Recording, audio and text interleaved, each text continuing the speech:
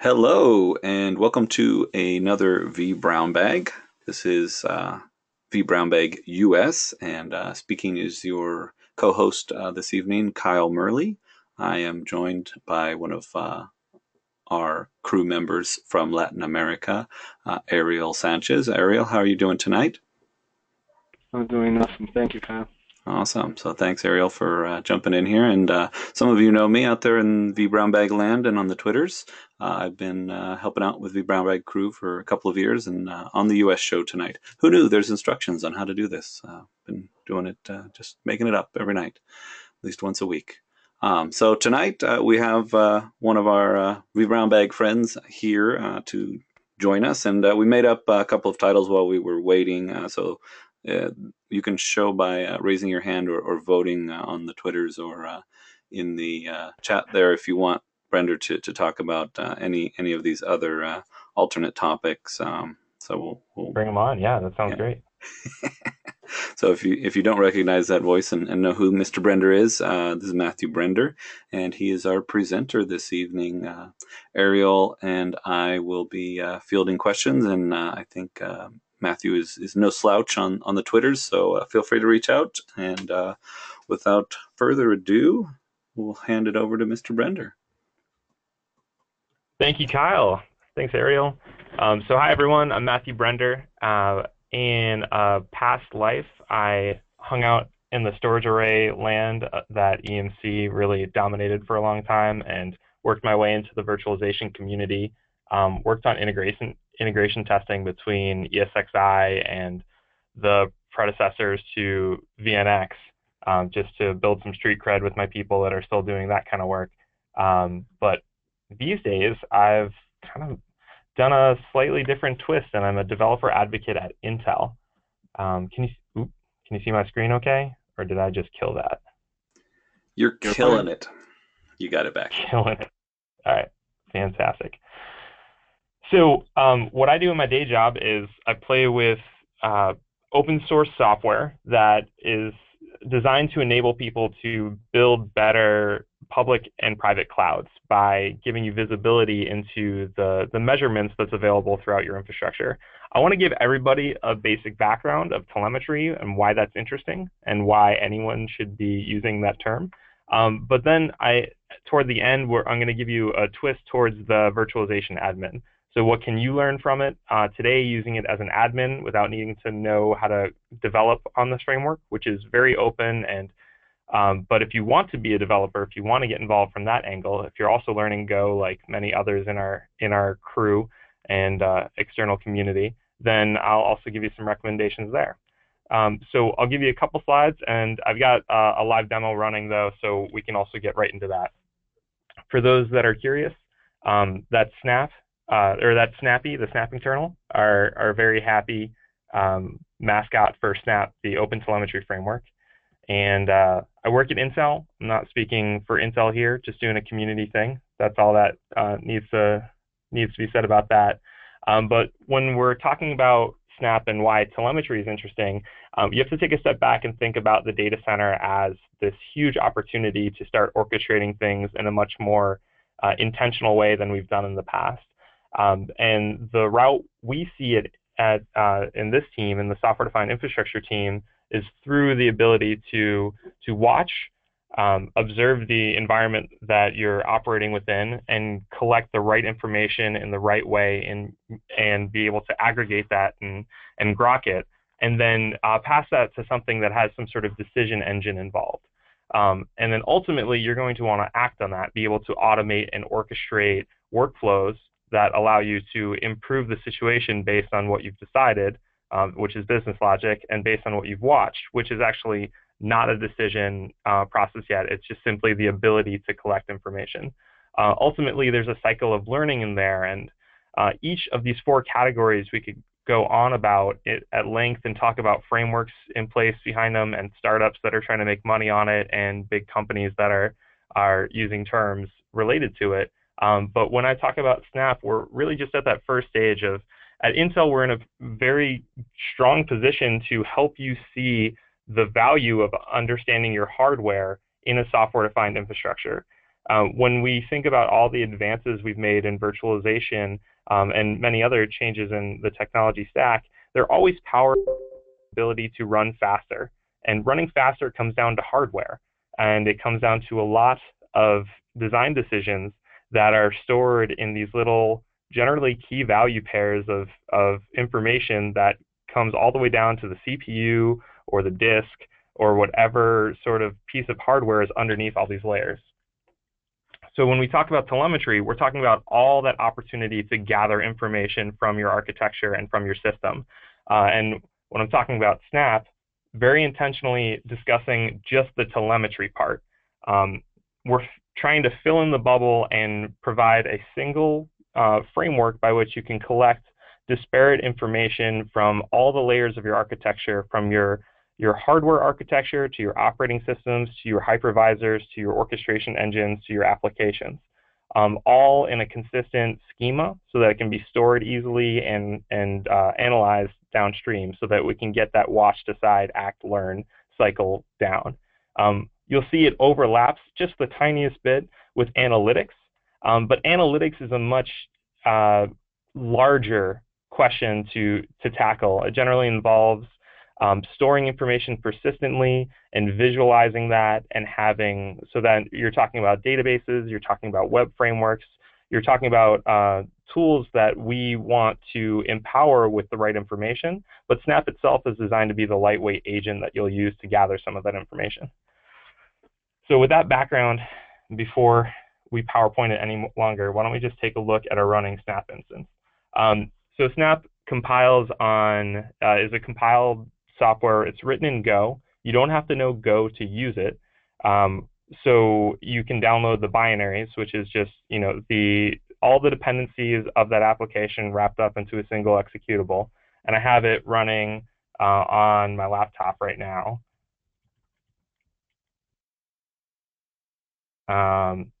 With a couple flags to say, trust the plugins I send to you and only show me logs that are kind of bad or interesting. It's designed with a RESTful interface to it, so a very well-documented API that you can get that you can walk through in our GitHub repo. And I'll just use snapctl, the command line that will use the API to query it. I've loaded some things up in it, so the structure that you use for Snap, you've got the snapd daemon, and then you load plugins into the snapd daemon so that it has the ability to collect, process, and publish information. What kind of things can we collect, process, and publish? Here's a list of some of the available. We're getting up to about 75 now, so I just took a subset of it. Anything that you see with collect in it means that we can pull information from these different systems. So Cinder has to do with OpenStack. We can actually pull stats through the Docker API and get down to the C group level if you're into that. Factor is related to the Puppet infrastructure. PSUtil is a general utility that grabs some information from processes written in Python and is pretty universal, so it's a good one to have around, and that's the one we're going to use today. And then we have some specialized one like PCM is something when you're running on Intel hardware that actually has statistics of heat and how much heat you're generating per core, per cache level. You can gather that information and actually use that to find out if you're utilizing your CPUs in different ways and or figure out approximately how much it's going to cost to run a large data center. So we're definitely thinking big picture problems. One of the processors we have available to us is just a simple thing like an aggregation, a moving average. So collect information over a given amount of time and then publish it as one value as opposed to the more granular value you're collecting. And then where are you publishing to?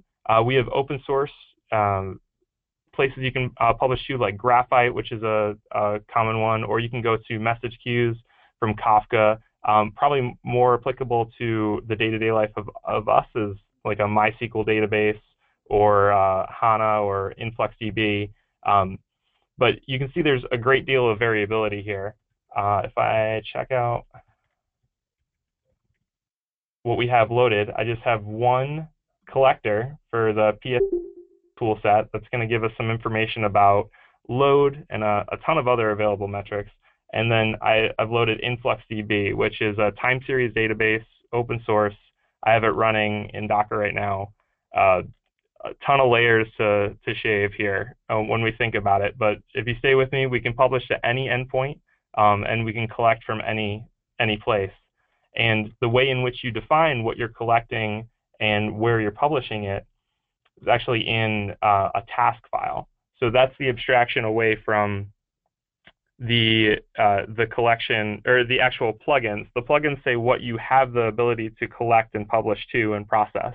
But you can run task files, which is a nice artifact as an admin to define what you're going to collect for a specific problem and where you're going to publish it. And you can then put your config information in there. So if you were going to use this today, you'd be running the snapd daemon on a server, like an admin server, and either calling over API calls to where you want to collect from, or you'd install snapd on one or more of your systems that you want to collect from, and then aggregate those together and pass them to an external database. And you define that in these task files. So I'm running this one, and we can actually take a look at the running task.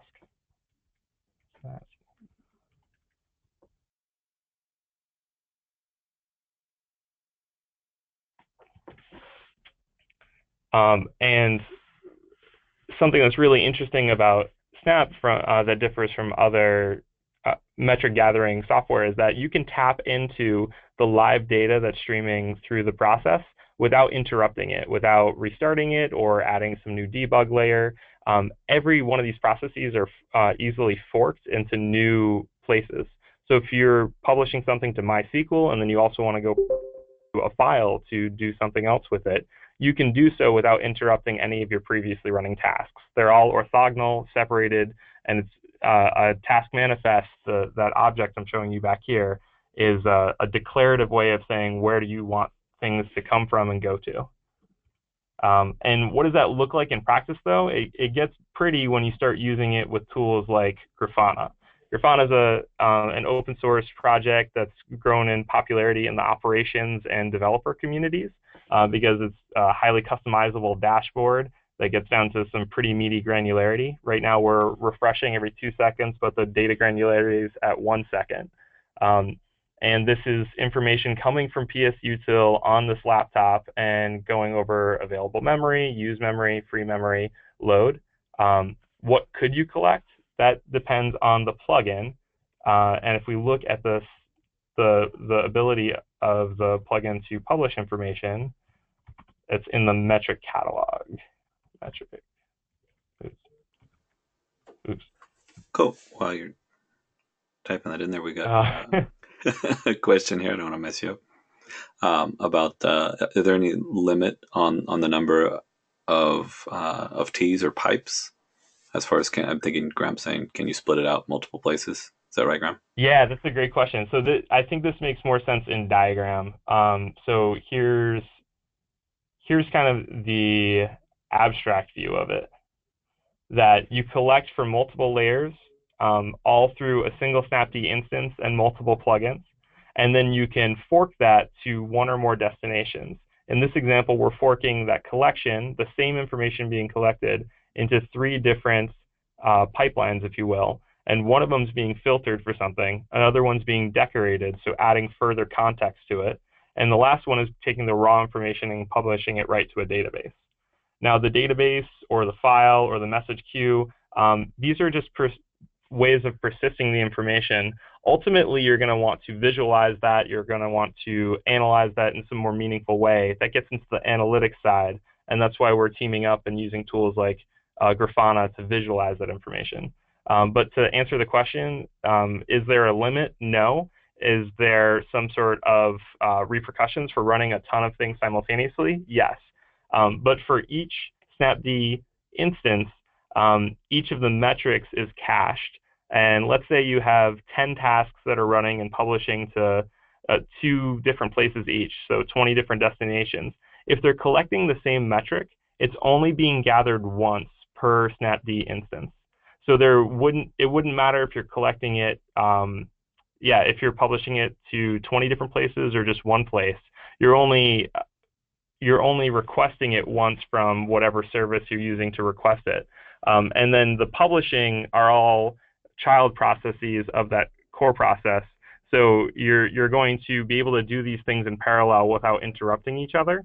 And each one would take a small amount of memory, of course, if you're talking to like a API for a database or something along those lines.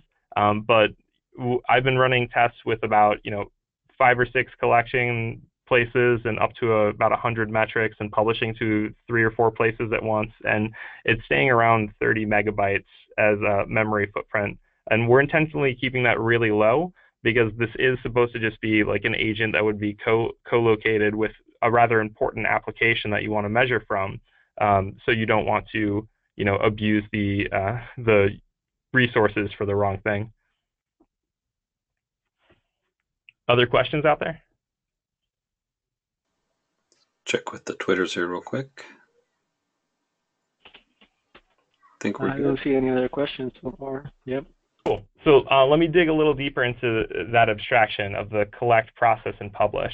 So collectors, they collect information once through different plugins, and they're from each of the layers of your data center. You can grab from bare metal. We have plugins in our library right now for CPU, NIC through ETH-Tool, BMC, which I forget what it does, but it's something cool, and then smarts data for the health of your disk. Your operating environment can be queried through APIs like the one Docker provides, or libvirt and psutil are great wrapper tools.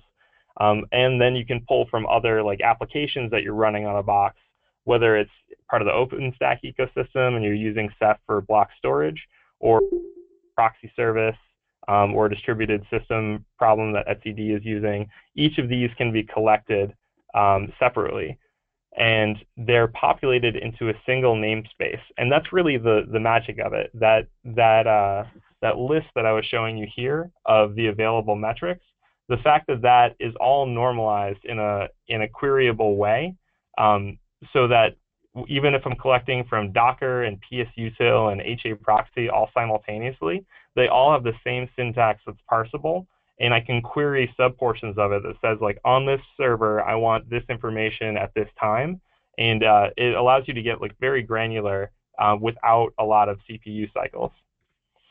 When you're processing, you're not doing this deep machine learning element. Since this is on the box that you're running your application, you're usually doing simplifying things or some sort of triggering. So filtering so that you can only get the roll-up, or you only get like one unique item, normalization, and you can do some sort of encryption service if it's not. You can do out-of-band things, but you probably wouldn't add latency to the middle of this pipeline. Or you can inject things. So if you were trying to design a multi-tenant cloud environment, or like start tagging information, does it come from this department or that department based on the VM it's running on? You could do that by tagging it with a processor.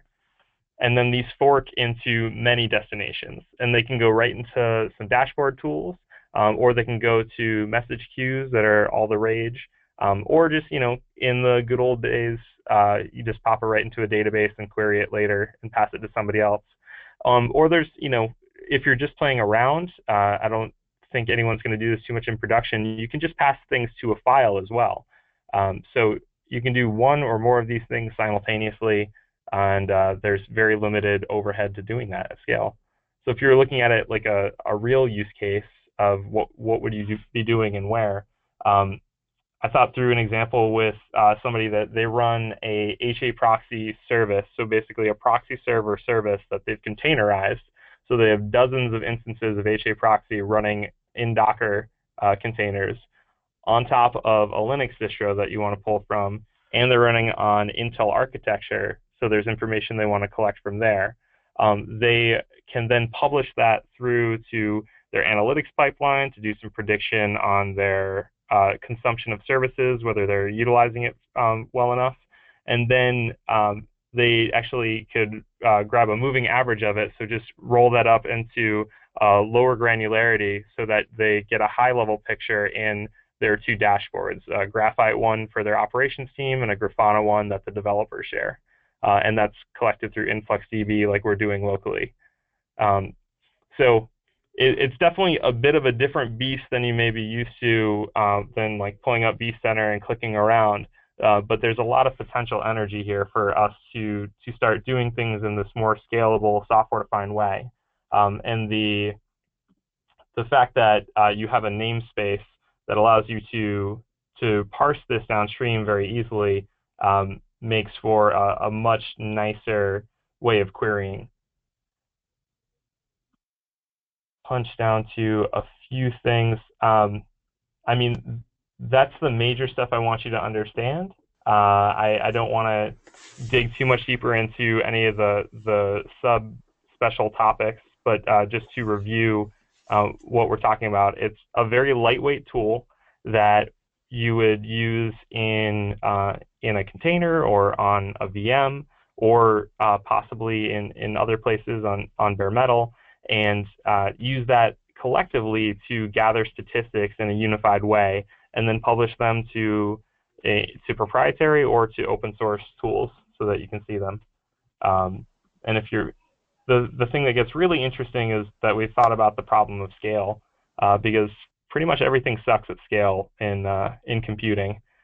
So let's say you want to run one task on one server, that's fine, but it gets a little bit more complex once you start getting to a ton of servers.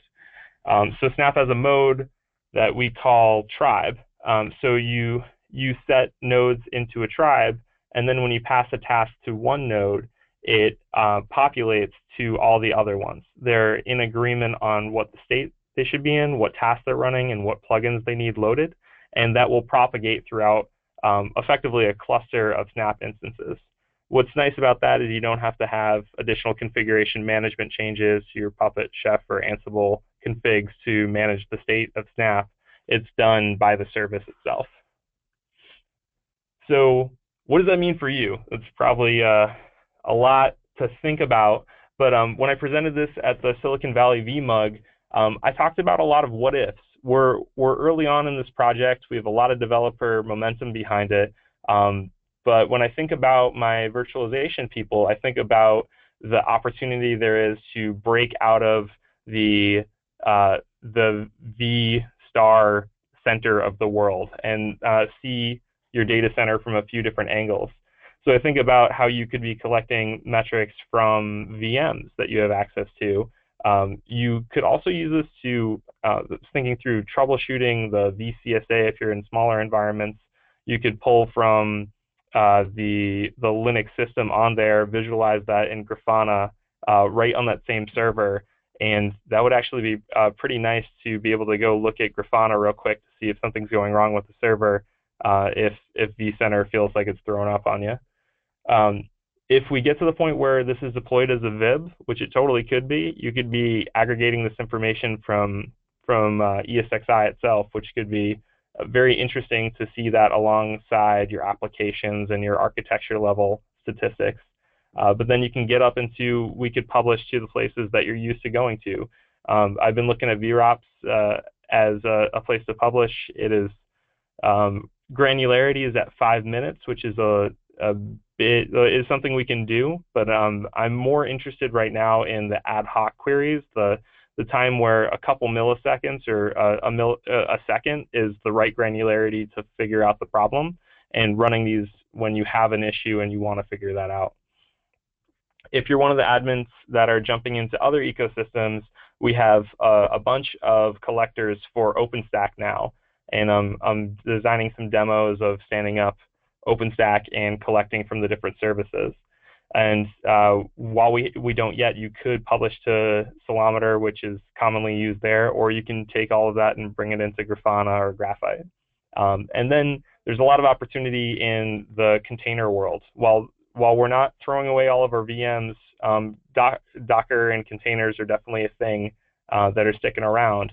So we have a collector service for Docker instances, and you can also publish into containers like I'm doing right now. The demo of Grafana is running in Docker on my laptop. And then we could get into, I think more interesting to people that are used to focusing on architecture and data centers as a whole is really Kubernetes and other scheduler and orchestration engines. So getting familiar with Kubernetes and thinking about the statistics you can gather from there, from the different elements of that architecture, and then the containers running on top of that, I think that's the real opportunity for this crowd. But then it's always nice to throw out there that, I'll get you in just a sec, but there's a ton of people that are from a virtualization background that are learning Go, because Go is a very legible language that's fun to figure out, and learning a little bit of it goes a long way in the data center, and you could be writing your own plugins and extending upon what Snap is doing today to things that you want to collect, process, and publish. So I just want to throw that out there. It would feel ungeek whispery of me to not recommend something from a career growth point of view. Kyle, did you have something you want to add? So go, learn, go. Awesome. Yeah, we did have a couple questions coming up here in the queue. So one was backing up a little bit. Is as far as monitoring things, talking to Intel, will it talk AMD, etc.? I'm sure there's varying degrees of visibility in what's exposed. No, it's a great question. So the architecture is open, so that it doesn't matter what CPUs or memory or anything that you're running on. But today we are focused on like percolating up Intel telemetry. If somebody wanted to go write collectors that were specific to an AMD processor, they absolutely could. And then also the Linux level things that compile on Linux, they'll run on both. Like PSUtil, for instance, will run on both. But if you want to get like the Intel level statistics that we have available to us, Snap is a framework to do so, and AMD users could use it as well. Cool. And there was one other question. That's a great explanation. Thanks, man. The other question is, and this gets into a little bit of kind of a question I had as well, was it sounds like it's very much in, correct me if I'm wrong, Matt, it's an agent-full type solution. You've got to put the agent somewhere to be able to talk to it, even though it can talk to, like you said, BMC, like baseboard management controllers and things like iDRAC or ILO. So you can use Snap to reach out and talk to other systems. Is that correct? Yes. Yeah. Okay. So you can use it. Both architectures work. We're not being prescriptive about it right now, since it's based purely on how you write the plugin. If a plugin is designed, if you have like a centralized monitoring VM in your infrastructure, and you've exposed APIs to that VM through networking, that it can go query, that one VM could be the one place that you install snapd, and then go query all those different interfaces, and then publish externally from that. So you could do that kind of workflow. Alternatively, and honestly, the goal is to make snapd so common that it's already installed by default on a ton of things that you're used to using, and get that there so that you know it's there and you already know how to use it from playing around with it, and can collect and analyze this at scale through tribes. Cool. Great. Yeah, that's actually good. I like that. Yeah, just thinking of like other solutions that kind of parallel, like Nagios or Splunk or any of those, but obviously tying in with much deeper integration, and very much able to monitor that hardware even at a higher level. Yeah, and I also want to say, like, we're all about being able to collect from existing telemetry frameworks and publish to existing aggregation points and analytic frameworks. Like, this is not a tool that you're like, oh, we've got Snap, we're going to replace Splunk now. That's insane. Splunk is a service that does log aggregation and then visualizes it and give you all the queries and everything. We are, for the first time, making a unified API for all of this information that is then normalized in a way that is queryable. It's really low-level stuff that isn't that sexy when you talk about it at detail.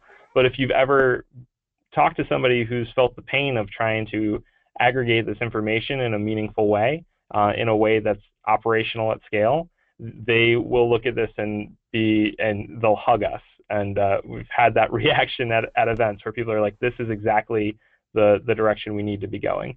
And that's Intel's mentality on this open source stuff. We want to contribute to a much broader audience.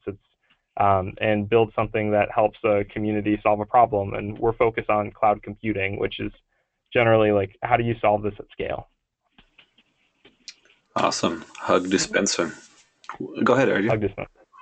From my side as an admin, I think that the coolest thing is that you showed that while today I can get a bunch of stuff from vCenter, as soon as I start putting some other solutions layered on my VMs, I lose a lot of visibility. I can see what the VM says, but for example, containers or other things that run on VMs, I have no idea what they're doing. So I would have to jump to something else, to another interface, and then I will have to try to correlate manually. So I guess the value for me right now is being able to gather information from anything and have it all in the same timeline, in the same place, and I can correlate things in what seems to be a very easy way to set up the information collection, right? Yeah, you nailed it. That's exactly the goal, and it's that same idea that you make these black boxes, and then people put things in there, and then they ask you, hey, why isn't this thing inside my black box now? Why isn't that working correctly? And you're like, my answer is I don't know because I can't see it. If we make it easy for them to show you, or if by default, when you provision these things inside those systems, it also rigs up a Snapd instance and automatically publishes it behind the scenes. Or if there's just the agent running, what I didn't show you, and I don't have in this version, that a later Grafana version, actually you can control this all through Grafana. So you don't have to do any of the command line. You don't have to query anything. You just point and click and say, what stats do I need from what server, and it will pull it up and into a dashboard that's up to 200 milliseconds latency, granularity. So you can do this ad hoc querying that will change the way in which we can troubleshoot inside the VM. And I really like that story.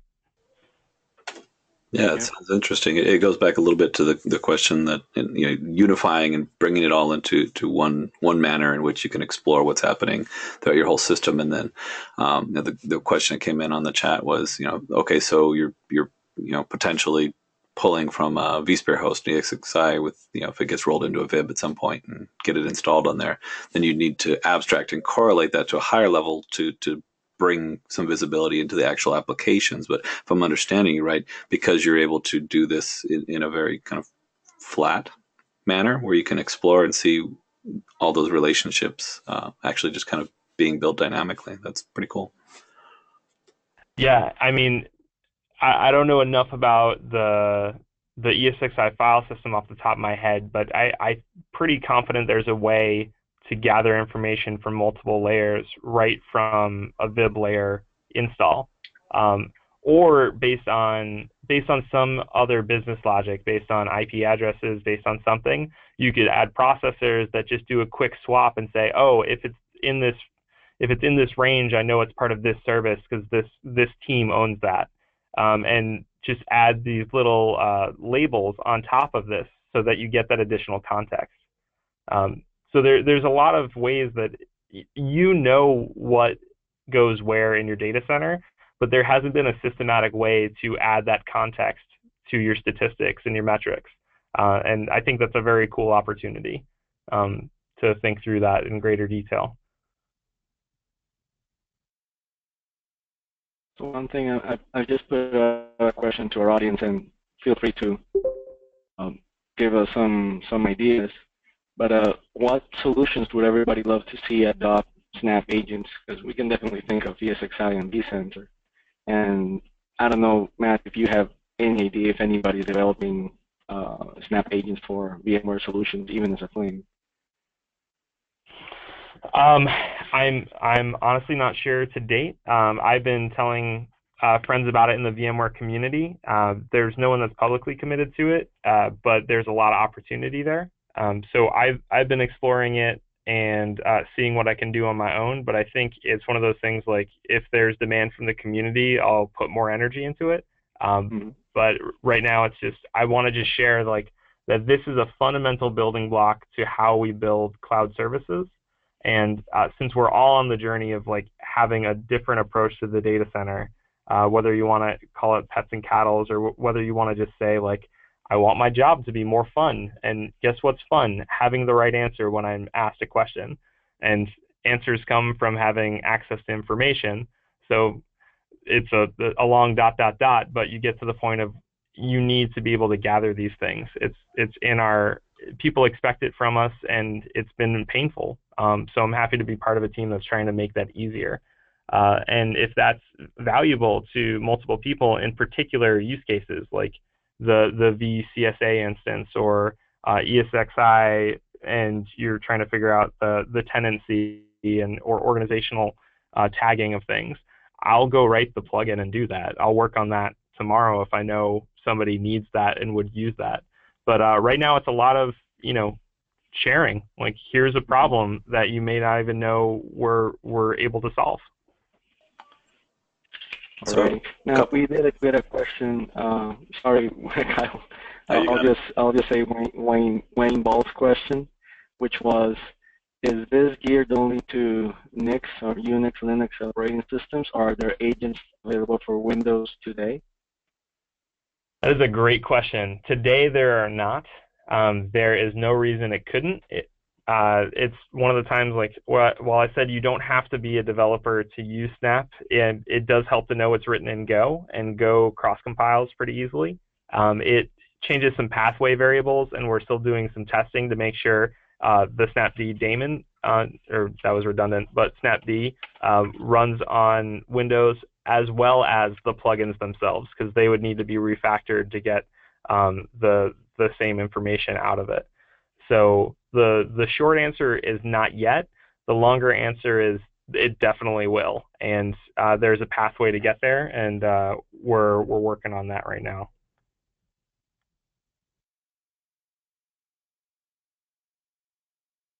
Did Chris Wall ask that? He's the only guy I know that really loves Windows. Wayne Ball. Sorry. We'll just call them out. So there's people naming, lots of problems like Windows and storage and networks, and I guess it just comes back to what's the list of what's out there today as sources. And I know you kind of scrolled through it earlier, but stuff in those categories. Yeah, let me. I'll be sure to send this out. But the plugin catalog, it's just a markdown file on our GitHub repo right now. So it's github.com/intelsti-x/snap, and under docs there's a plugin catalog. Then this is all the builds of existing tools, and we've started to. I mean, this is like a small team inside a giant organization, and we're just super happy that this has been successful for our team. So we're adding more services and things. Like, we've got a build pipeline going now where we can automatically build things, and next is working on Windows. With that said, like, you can see there's a ton of different kinds of collectors that really run the gambit. If you're more into the networking side, I'd be interested in your perspective on ETH-Tool. I myself have not dug into ETH-Tool too deep, but there's a ton of architecture-specific measurements that you can collect through this. It's effectively a wrapper for ETH-Tool, but then, like, say you've got an E1000. Here's all the different measurement you're able to gather. Considering that Intel has a lot of the NIC market and also a bunch of the open switch hardware designs, I'm actually surprised there are more vendors that adopt Intel's designs and put them a brand on them that aren't using this. Yeah, well, I can tell you I know of none yet, but I also can't talk about who isn't doing it. or who is thinking about doing it. But yeah, from a team point of view, my role as a developer advocate is to talk to people that might want to dig into this and build in their kind of day-to-day lives. We have a team of people that are curious about partnerships and how this might be beneficial to them. So yeah, I feel free to tell your vendors. It'd be good. The more systems that adopt this, the more likely it is for you to be able to get these stats from everywhere. And that's a very pretty future, in my opinion.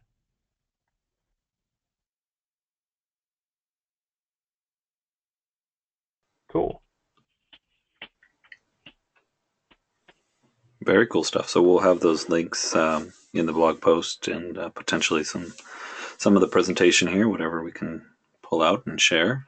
And thanks for Yeah, and I should also be a good self-marketer here and say if you're wondering like, all right, so I'm interested, how do I start? I've done a few deep dives of late, the how-to for Snap with videos of going through it and running Snap and downloading the exact releases um, and what command or what flags you need to run in order to get it up and running and why is it doing what it's doing. So if you're interested, check it out on medium.com. I've got one that goes through the configuration and another one that you go build those task files yourselves and figure out the manifest styles.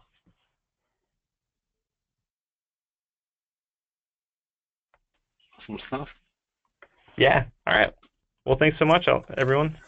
Very cool. And thanks for the comments and questions from the audience. We had some pretty decent engagement here.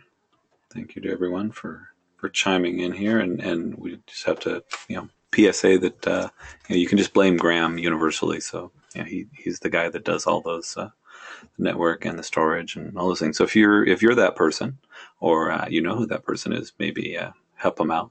Tell them they should start learning some Go and check out Snap. So what do you think, Ariel? You're going to go go learn some Go? Check out Snap?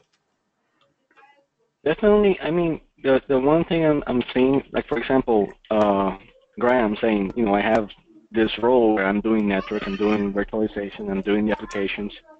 He'd be very interested in being able to pull data from all solutions and being able to see them in the same place. So he's perfectly. I mean, even though he's in a relatively, I'm guessing, unless he's an automation wizard, he's in a relatively small role. That capability to be able to troubleshoot across the full spectrum is what will ultimately allow him to scale a lot. So I would definitely recommend that you take a look at it, like you said. Awesome. Yeah, and please, if you start going down the path and you hit a wall on something, I'd be really curious. We've open sourced it publicly as of December. There's always documentation. I'm going through it almost every week and updating things to make it a little easier to use. Still pretty dev heavy right now. So if you're coming at it from a sysadmin point of view and it doesn't quite read in a way that makes sense to you, let me know so that I can improve it. That's kind of a beautiful part of this community. Awesome. Yeah. So we've got direct access to Mr. Brender here. You've got his Twitter handle and you've seen his website. Go off and find him and pull his chain. Also, something I forgot at the beginning of the show was to pimp all of the vBrownbags. We've been doing vBrownbag Tech Talks live at OpenStack Summit and here in San Diego at the VMware UserCon. And of course, we've got our weekly shows across all of the geos, including tomorrow. If you habla español, like a couple people at the beginning, we'll be doing LATAM vBrownbag tomorrow. We've got a great presentation on NSX by CCIE and VCDXNV. So cool stuff happening around the vBrownbag universe. So thanks again to our presenter tonight, Mr. Brender. Always a pleasure to share the interwebs with you, and thank you to Ariel, our co-host. Thank you too, guys. Thank you. And without anything further, I'll go ahead and stop the recording. We'll get this thing on the inner tubes on the line.